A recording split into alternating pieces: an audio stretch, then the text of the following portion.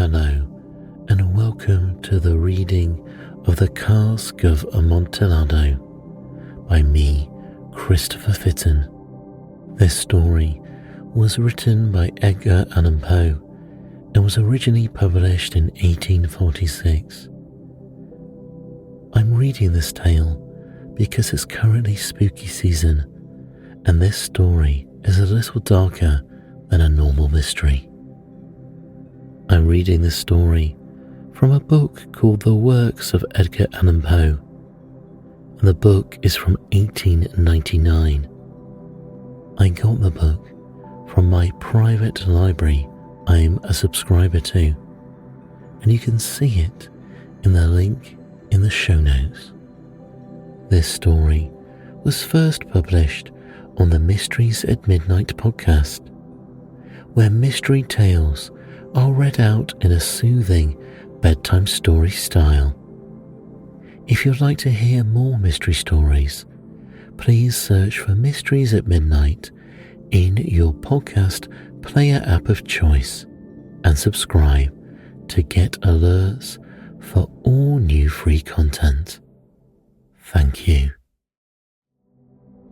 The Cask of Amontillado. The 1,000 injuries of Fortunato I had borne as I best could, but when he ventured upon insult, I vowed revenge. You, who so well know the nature of my soul, will not suppose, however, that I gave utterance to a threat. At length I would be avenged.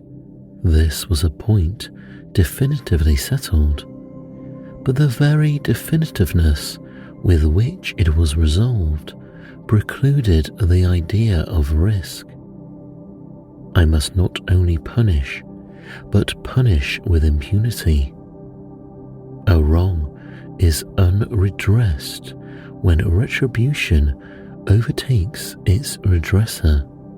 It is equally unredressed when the avenger fails to make himself felt as such to him who has done the wrong.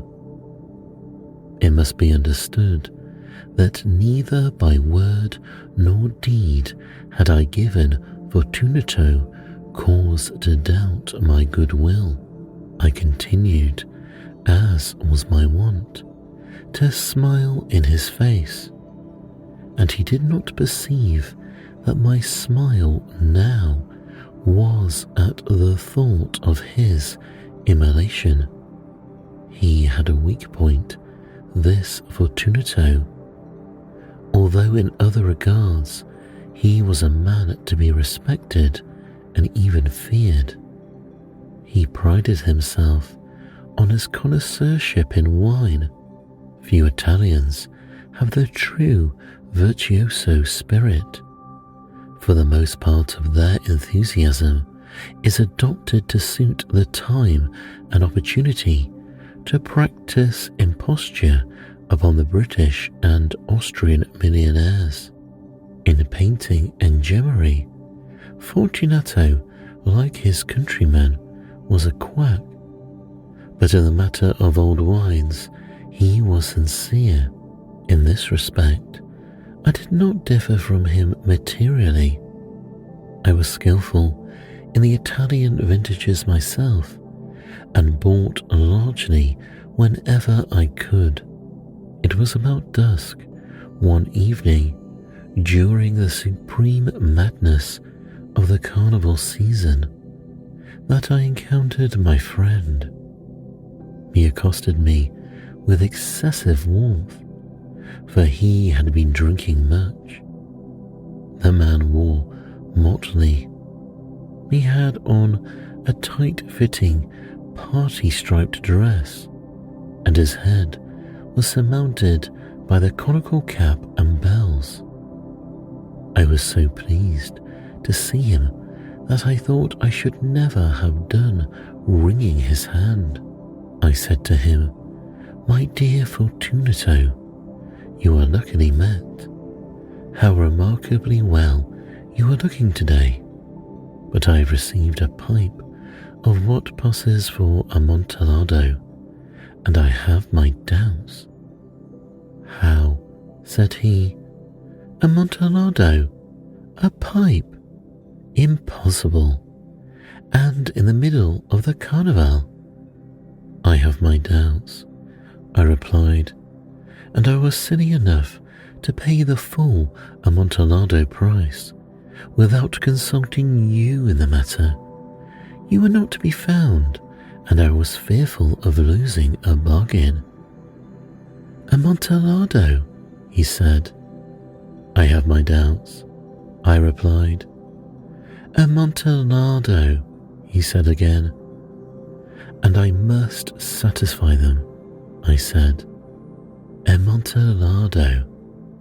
As you are engaged, I am on my way to La Chessie.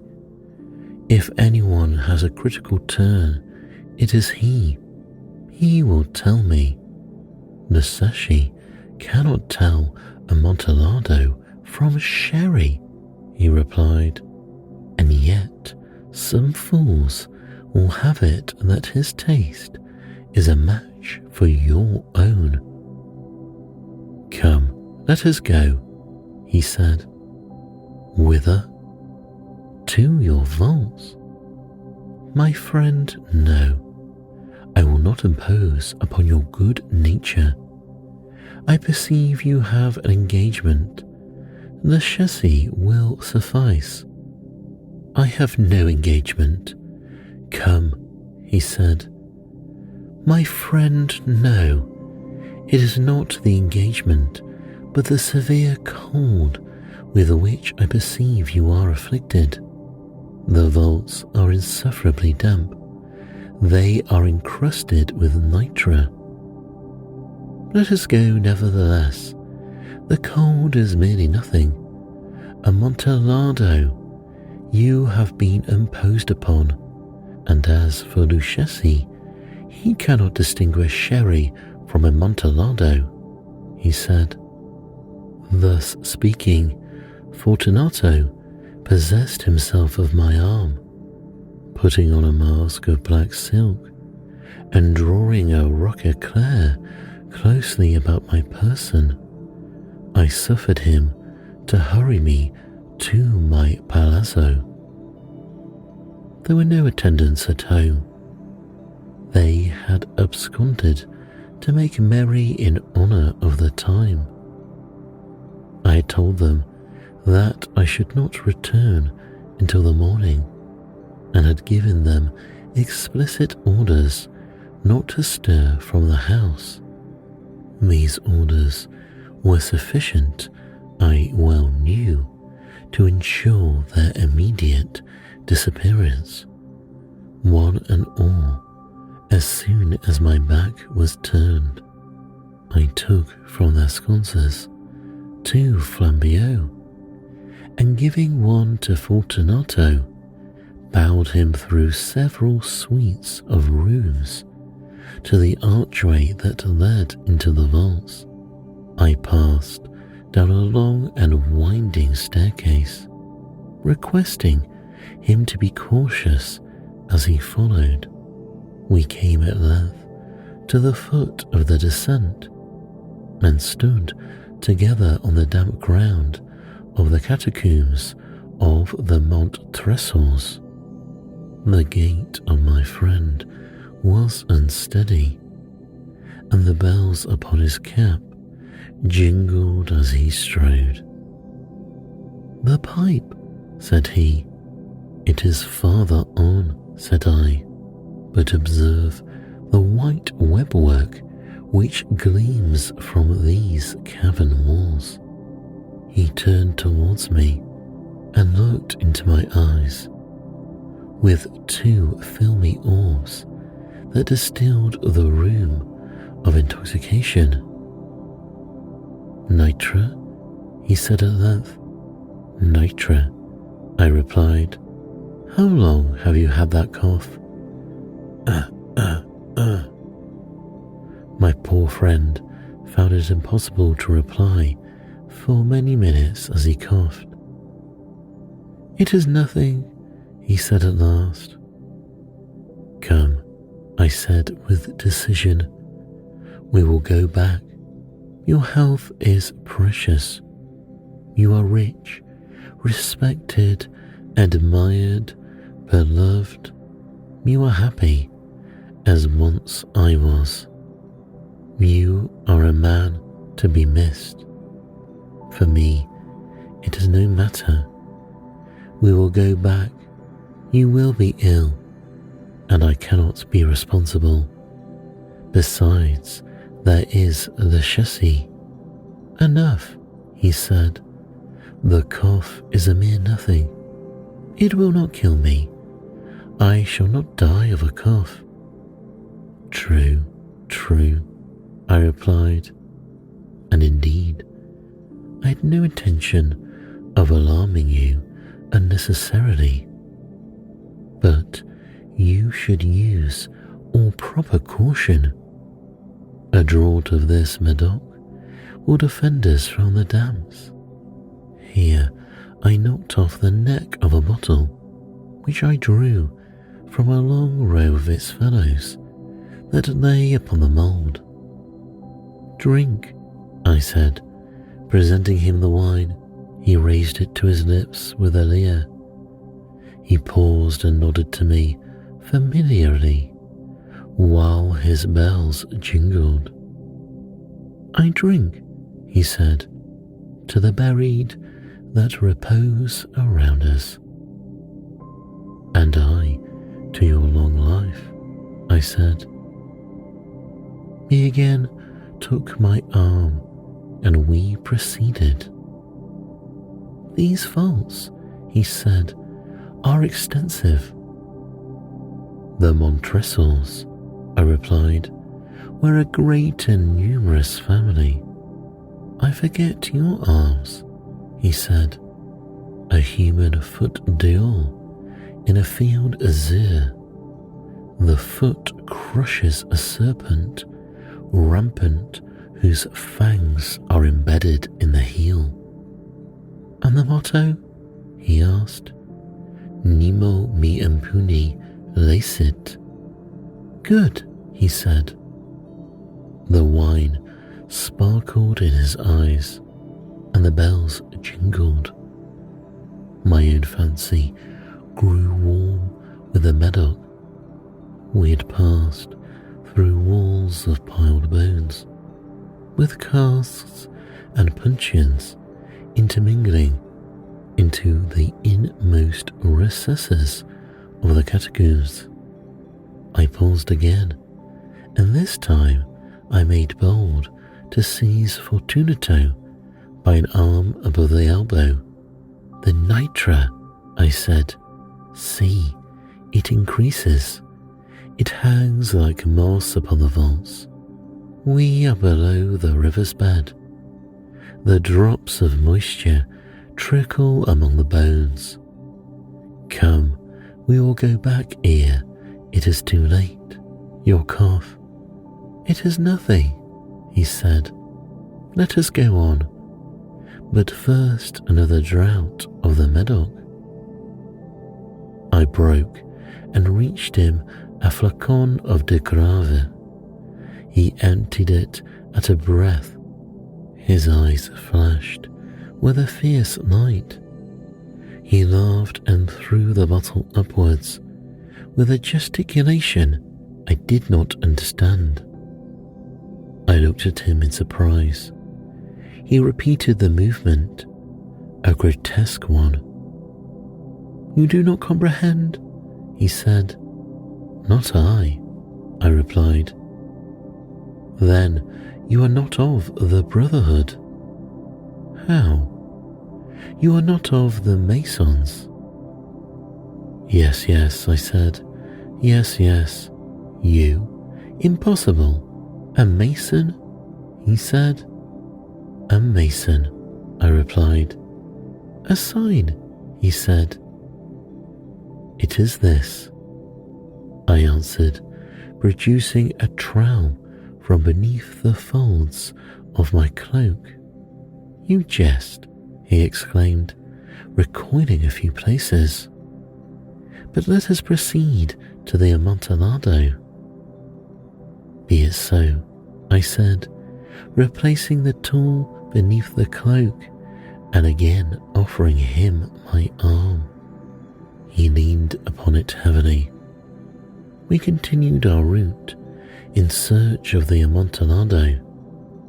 We passed through a range of low arches, descended, passed on, and descending again, arrived at a deep crypt in which the foulness of the air caused our flambeau rather to grow than aflame. At the most remote end of the crypt, there appeared another less spacious. Its walls had been lined with human remains, piled to the vault overhead, in the fashion of the great catacombs of Paris. 3 sides of this interior crypt were still ornamented in this manner. From the 4th, the bones had been thrown down and lay promiscuously upon the earth, forming at one point a mound of some size. Within the wall, thus exposed by the displacing of the bones, we perceived a still interior recess, in depth about 4 feet, in width 3, in height 6 or 7. It seemed to have been constructed for no special use within itself, but formed merely the interval between 2 of the colossal supports of the roof of the catacombs, and was backed by one of their circumscribing walls of solid granite.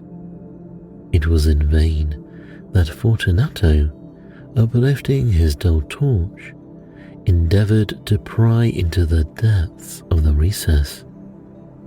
Its termination, the feeble light, did not enable us to see. Proceed, I said. Herein is the Amontillado.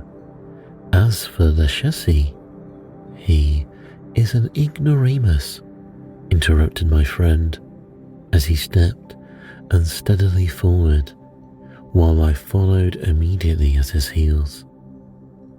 In an instant, he had reached the extremity of the niche, and finding his progress arrested by the rock, stood stupidly bewildered. A moment more, and I had fettered him to the granite. In its surface there were 2 iron staples, distant from each other about 2 feet horizontally.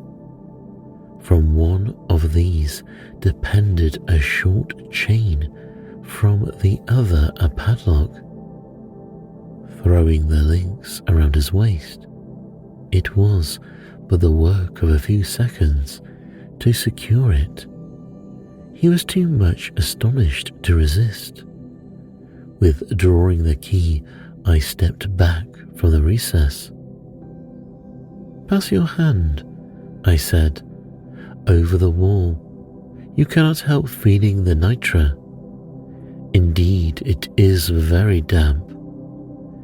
Once more, let me implore you to return. No, then I will positively leave you, but I must first render you all the little attentions in my power. The Amontillado! Exclaimed my friend, not recovered from his astonishment of being restrained. True, I replied, the Amontillado. As soon as I said these words, I busied myself among the pile of bones of which I had spoken before. Throwing them aside, I soon uncovered a quantity of building stone and mortar. With these materials, and with the aid of my trowel, I began vigorously to wall up the entrance of the niche. I had scarcely laid the first tier of my masonry when I discovered that the intoxication of Fortunato had in a great measure worn off. The earliest indication I had of this was a low moaning cry from the depth of the recess. It was not the cry of a drunken man.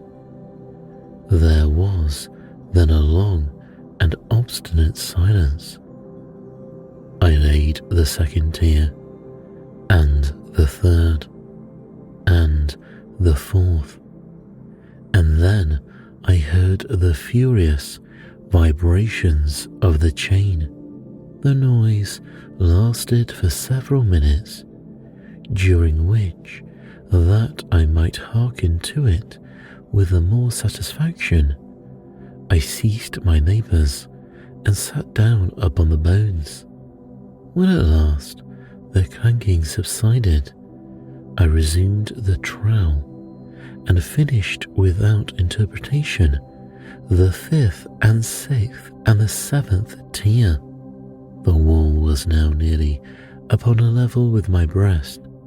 I again paused, and holding the flambeau above the masonwork, threw a few feeble rays upon the figure within.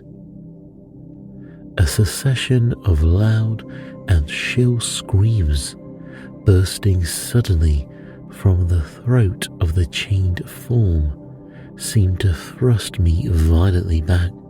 For a brief moment I hesitated, I trembled. Unsheathing my rapier, I began to grope with it about the recess, but the thought of an instant reassured me. I placed my hand upon the solid fabric of the catacombs and felt satisfied. I reapproached the wall. I replied to the yells of him who clamoured. I re-echoed, I aided, I surpassed them in volume and in strength. I did this, and the clamourer grew still. It was now midnight, and my task was drawing to a close.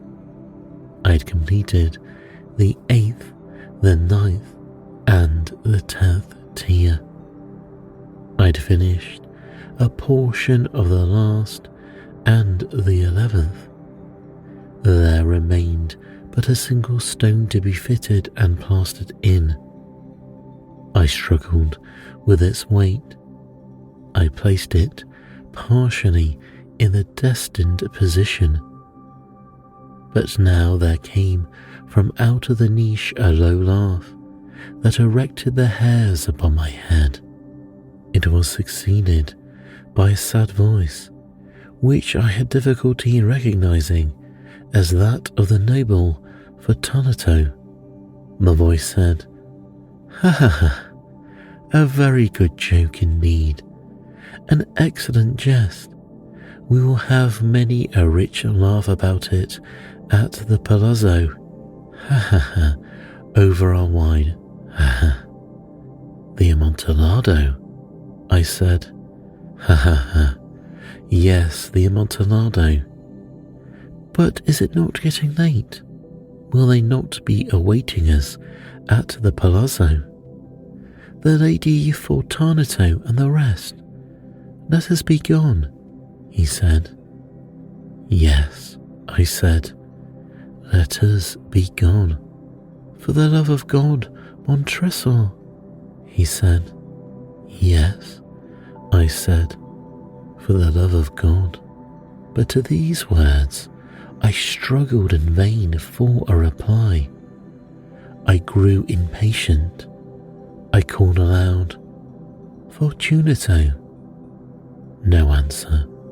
I called again, "Fortunato." No answer still. I thrust a torch through the remaining aperture and let it fall within.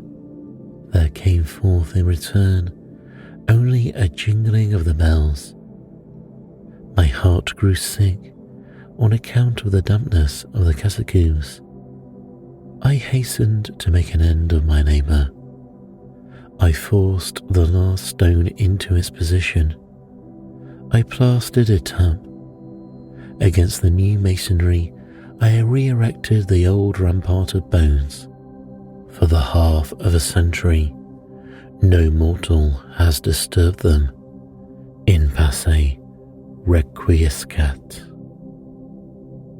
The end.